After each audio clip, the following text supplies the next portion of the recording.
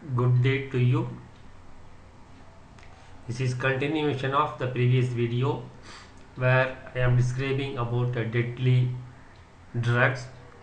I am reading certain sentences from a book called Deadly Medicines and Organized Crime: How Big Pharma Has Corrupted Healthcare. This book is very depressing to read because so many crimes have been committed against humanity, but I continue to read so that I can spread the knowledge to everyone in the world. In 1965, a Swiss veterinarian published findings that dogs treated with cleoquinol developed acute epileptic convulsions and died. Guess what SIBA's response was to this? SIBA inserted a warning in the drugs packaging in England that it should not be used in animals.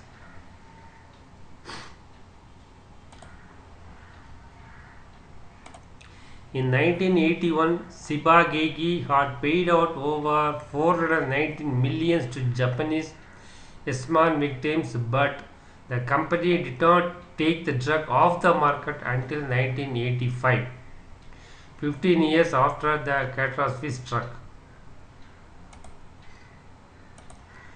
When the inhalers came on the market in 1960s, asthma death rates went up in the same way the sales did, and after regulators had warned about overuse, they both went down again.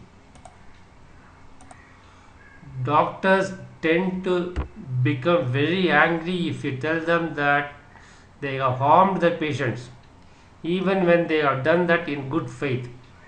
I have written a whole book about my experiences after I demonstrated in 1999 the harmful consequences of mammography screening, which converts many healthy women to cancer patients unnecessarily. Coughing is very common and there is a huge market for over the counter cough medicine. A Cochrane systematic review of the randomized trials showed that none of them are effective, which means that the huge market is also a huge waste of money. I asked the European headquarters in London why we didn't perform a trial comparing naproxen with a simple analgesic such as paracetamol, for example, in sports injuries. The medical director kindly explained that they were not interested in such a trial but never said why. Although I asked on more than one occasion, the reason was, of course, that such a trial might show that a much cheaper analgesic was equally effective. On top of that, we already knew that paracetamol was much safer than naproxen. In order to lure people into preferring naproxen for paracetamol, it was therefore necessary to give the doctors the impression, without having any data to support it, that naproxen was more effective.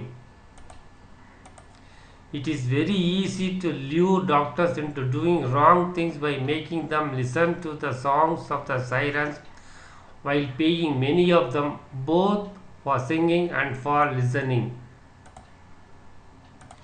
The marketing of naproxen is an unequivocal example that drug companies put profits before patients and don't care that their actions increase deaths. The worst company was not AstraZeneca, however, it was Pfizer. Pfizer's marketing was very successful and completely untruthful, stating that piroxicam was more effective than aspirin and had a lower rate of gastrointestinal side effects than many other NSAIDs. The truth was the opposite. Piroxicam had more fatal reactions and more fatal gastrointestinal side effects than other drugs. Nonetheless, the US and UK drug regulators protected Pfizer all along instead of protecting the patients.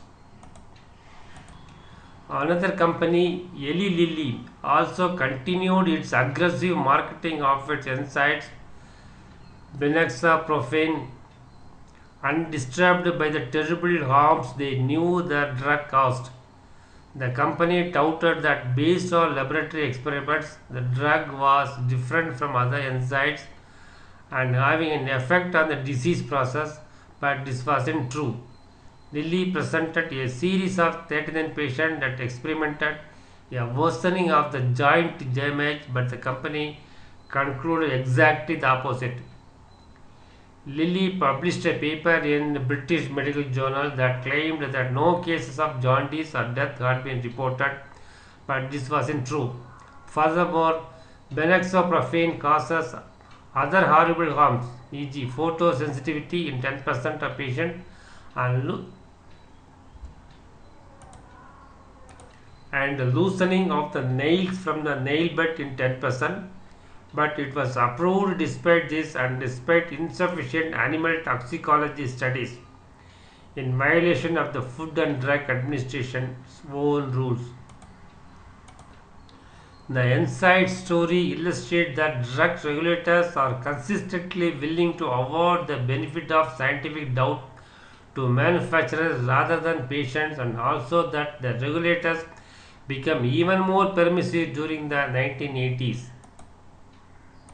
In 2012, Pfizer agreed to pay $60 million to settle the US federal investigation into bribery overseas. Pfizer wasn't only accused of bribing doctors but also hospital administrators and drug regulators in several countries in Europe and Asia.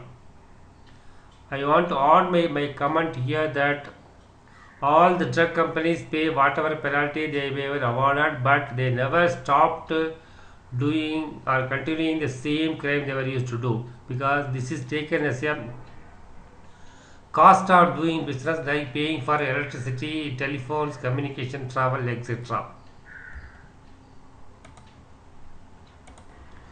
Tranquilizers are strongly addictive, just like heroin and other narcotics.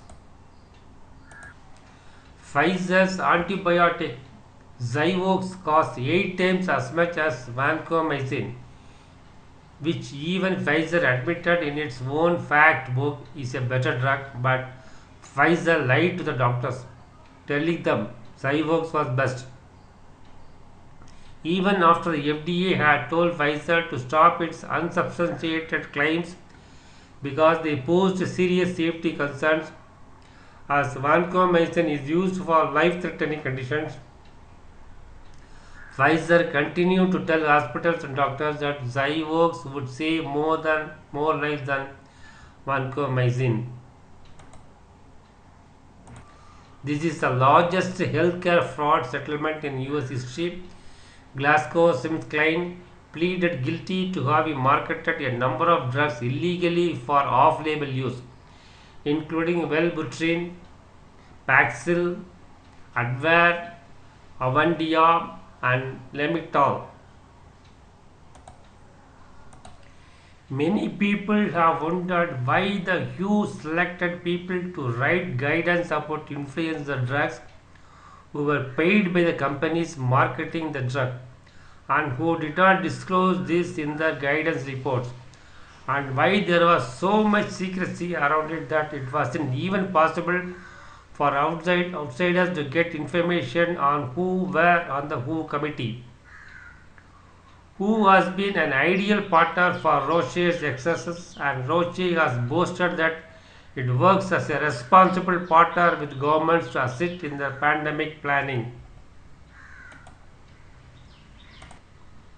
Jurors returned a quick verdict in favor of the state, which had argued that Johnson lied about the potentially life-threatening side effects of Risperdal, which, like other antipsychotic drugs, including death, strokes, seizures, weight gain, and diabetes.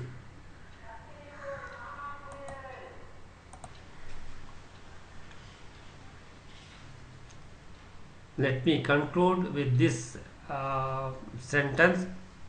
Kindly subscribe to my channel so that you can continue to watch this type of videos. I completed only 55 pages out of 380 pages. It is very very depressing to go through this book, but I have to do it for the say so that people around the world will have this knowledge of drugs. Thank you for watching. This is Kadal Amutham from Chennai, India, signing off.